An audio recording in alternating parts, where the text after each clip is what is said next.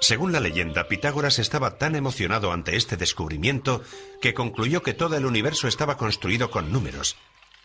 Pero él y sus seguidores estaban a punto de enfrentarse a un inquietante reto que ponía en jaque su visión del mundo y que fue resultado del teorema que lleva el nombre de Pitágoras.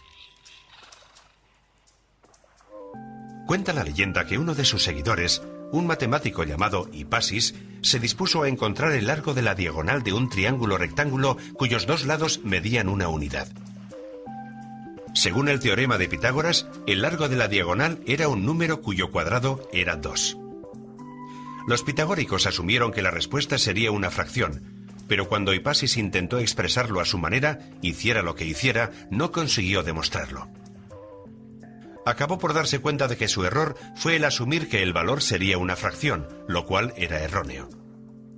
El valor de la raíz cuadrada de 2 era el número que los babilonios escribieron en la tablilla Yale, aunque no reconocieran el carácter especial de ese número, pero Hipasis sí lo hizo. Era un número irracional. El descubrimiento de este nuevo número se puede comparar a un explorador descubriendo un nuevo continente o que un naturalista encuentre una especie nueva. Pero estos números irracionales no encajaban en la visión del mundo pitagórico. Posteriores cronistas griegos cuentan que Pitágoras hizo jurar a su secta que mantendrían el secreto, pero Hipasis sacó a la luz el descubrimiento y enseguida fue ahogado por proclamar sus investigaciones. Pero estos descubrimientos matemáticos no podían ocultarse fácilmente. Las escuelas de filosofía y ciencias empezaron a florecer por toda Grecia, basándose en esos fundamentos. La más famosa fue la Academia. Platón fundó esa escuela en Atenas en el año 387 a.C. Aunque hoy creemos que fue un filósofo, fue en realidad uno de los matemáticos más importantes. Platón fue cautivado por la visión pitagoriana y consideraba que las matemáticas eran la base del conocimiento. Algunas personas dicen que probablemente, según nuestra percepción, Platón fuera la figura más influyente de las matemáticas griegas. Él argumentaba que las matemáticas eran una fuente importante de conocimiento y que estaban conectadas con la realidad. Así que si sabemos de matemáticas, sabemos más sobre la realidad.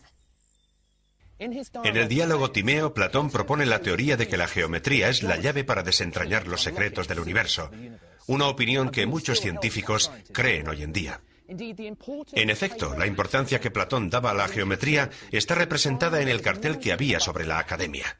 No dejen entrar a nadie aquí que ignore la geometría. Platón proponía que el universo podía estar cristalizado en 5 figuras geométricas simétricas y regulares. Estas formas que hoy en día llamamos sólidos platónicos se componían de polígonos regulares que se unían para crear los objetos tridimensionales. El tetraedro representaba el fuego. El icosaedro, hecho de 20 triángulos, representaba el agua. El estable cubo, la tierra. El octaedro de 8 caras era el aire. El quinto sólido platónico era el dodecaedro, hecho de 12 pentágonos, que se reservaba como la forma que capturaba la visión de Platón del universo.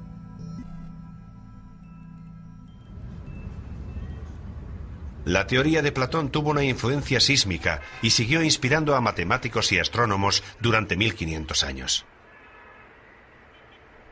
Además de los avances que se llevaron a cabo en la Academia, los triunfos matemáticos también emergían de las fronteras del antiguo imperio griego, que le debían mucho a la herencia de los egipcios y los griegos. Alejandría se convirtió en el centro de la calidad académica bajo el gobierno de los Ptolomeos en el siglo III a.C., y su famosa biblioteca pronto se ganó la reputación de ser la rival de la Academia de Platón. Los reyes de Alejandría estaban dispuestos a invertir en arte, en cultura, en tecnología, en matemáticas y gramática, porque el mecenazgo con fines culturales era una manera de demostrar que eras el mandatario más prestigioso y que acumulabas así más valores para merecer la grandeza. La antigua biblioteca de Alejandría, con su valioso contenido, fue destruida por los musulmanes que conquistaron Egipto en el siglo VII, pero su espíritu pervive en un nuevo edificio. Hoy en día la biblioteca sigue siendo un lugar de descubrimiento y estudio.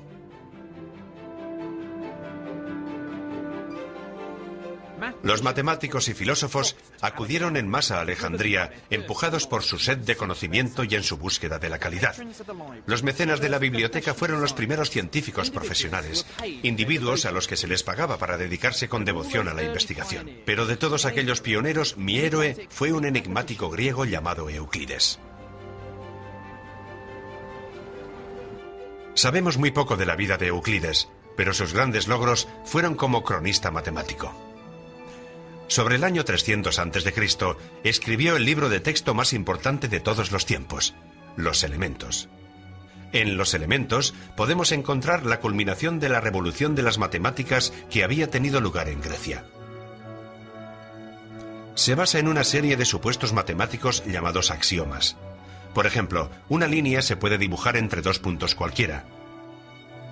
Desde este axioma se pueden hacer deducciones lógicas y de allí establecer teoremas matemáticos. Los Elementos contiene fórmulas para calcular el volumen de conos o cilindros, pruebas de series geométricas y números perfectos y primos. El clímax de Los Elementos es una prueba de que solo hay 5 sólidos platónicos. Para mí, este último teorema contiene todo el poder de las matemáticas. Una cosa es construir 5 sólidos simétricos y otra bien distinta es presentar un argumento lógico y rebatible de por qué no puede haber 6. Los Elementos se despliega como una maravillosa novela de misterio mágico, pero esa es una historia que ha trascendido en el tiempo. Las teorías científicas son rebatidas de una generación a otra, pero los teoremas y los elementos siguen siendo tan ciertos hoy en día como lo fueron hace miles de años. Cuando te paras a pensar sobre ello, es realmente increíble que enseñemos los mismos teoremas. Puede que los enseñemos de manera ligeramente diferente, o puede que los organicemos de forma diferente, pero es la geometría de Euclides, y sigue siendo válida. E incluso cuando estás con matemáticas más elevadas en espacios de mayores dimensiones, sigues usando la geometría de Euclides. Alejandría debía de ser un lugar muy estimulante para los antiguos estudiosos, y la fama de Euclides atrajo a más jóvenes intelectuales hasta este puerto egipcio. Un matemático que particularmente disfrutó de este entorno intelectual de Alejandría fue Arquímedes. Se convirtió en un matemático visionario. Los mejores matemáticos griegos estaban siempre empujando el límite, avanzando. Así que Arquímedes hizo lo que pudo con los polígonos, con los sólidos. Después se pasó al centro de la gravedad, o se dedicó a la espiral, con ese instinto de intentar y de matematizar todo, y convertirlo en algo que yo considero su legado. Una de las especialidades de Arquímedes eran las armas de destrucción masiva. Las usaron contra los romanos cuando invadieron su hogar, en Siracusa, en el año 212 a.C. Además, diseñó espejos que capturaban el poder del sol para prender fuego a las naves romanas. Pero para Arquímedes, estas empresas eran simples entretenimientos de geometría. Tenía ambiciones más altas. Arquímedes estaba cautivado por las matemáticas puras y creía que estudiar matemáticas era por su propio bien, y no un medio innoble por el que comerciar con su ingeniería o una sórdida forma de producir beneficios. Una de sus mejores investigaciones sobre las matemáticas puras fue producir fórmulas para calcular el área de formas regulares. El método de Arquímedes era capturar nuevas formas utilizando formas que ya entendía.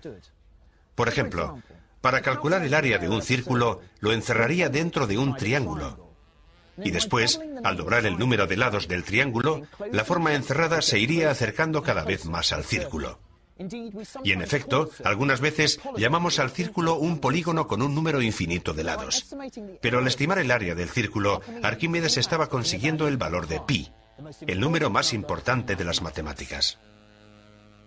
Sin embargo, lo mejor que hizo Arquímedes fue calcular el volumen de los objetos sólidos.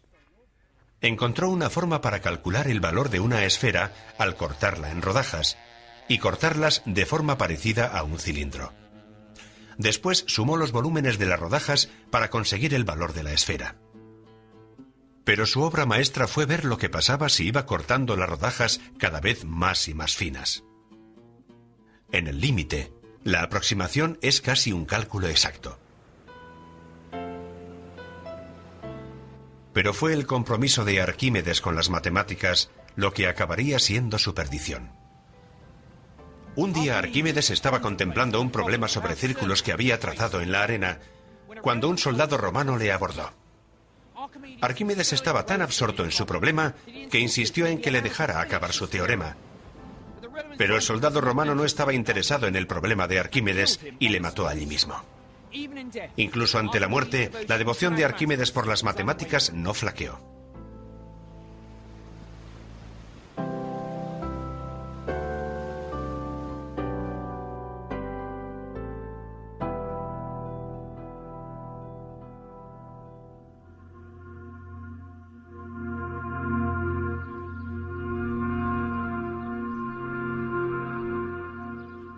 Alrededor del siglo I a.C., los romanos habían estrechado el cerco al antiguo imperio griego. Habían sido testigos de la belleza de las matemáticas, pero estaban más preocupados por sus aplicaciones prácticas. Esta actitud pragmática fue el inicio del fin para la maravillosa biblioteca de Alejandría, pero un matemático estaba decidido a mantener el legado de los griegos con vida. Hipatia fue una excepción. Era una mujer, matemática y pagana, en un imperio romano devoto y cristiano. Hipatia gozó de mucho prestigio y fue muy influyente en su época. Era maestra y tenía muchos estudiantes, muchos seguidores. Tenía influencia política en Alejandría, así que esa combinación de gran conocimiento y mucho prestigio pudo haberla convertido en una figura odiada por la muchedumbre cristiana.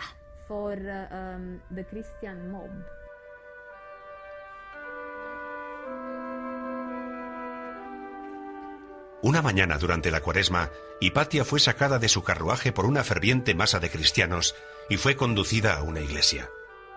Allí fue torturada y asesinada brutalmente.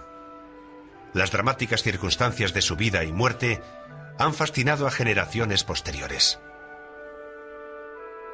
Desgraciadamente, su posición de ídolo ha eclipsado sus logros matemáticos. De hecho, fue una brillante maestra y teorizadora, y su muerte supuso el golpe final a la herencia griega de las matemáticas en Alejandría.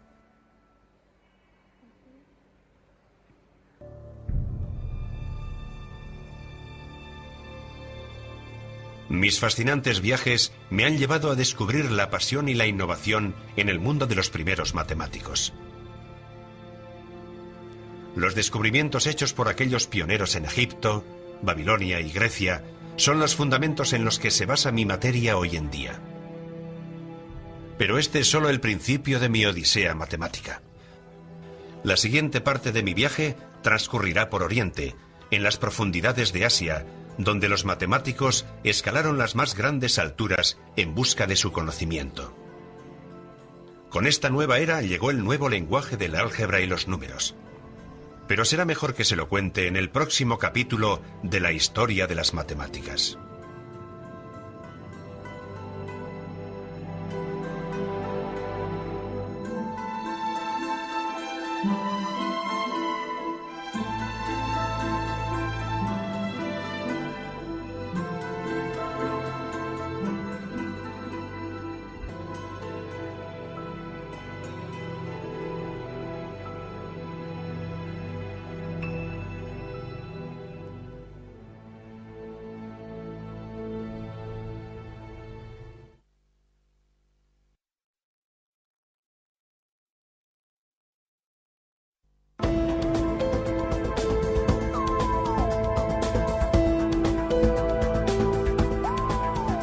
La historia de las matemáticas.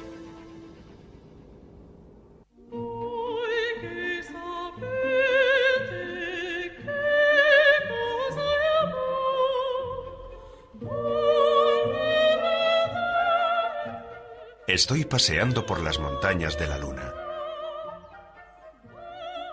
Sigo las huellas del artista renacentista Piero della Francesca, y por eso he venido a una ciudad del norte de Italia que Piero convirtió en su hogar. Estamos en Albino. He venido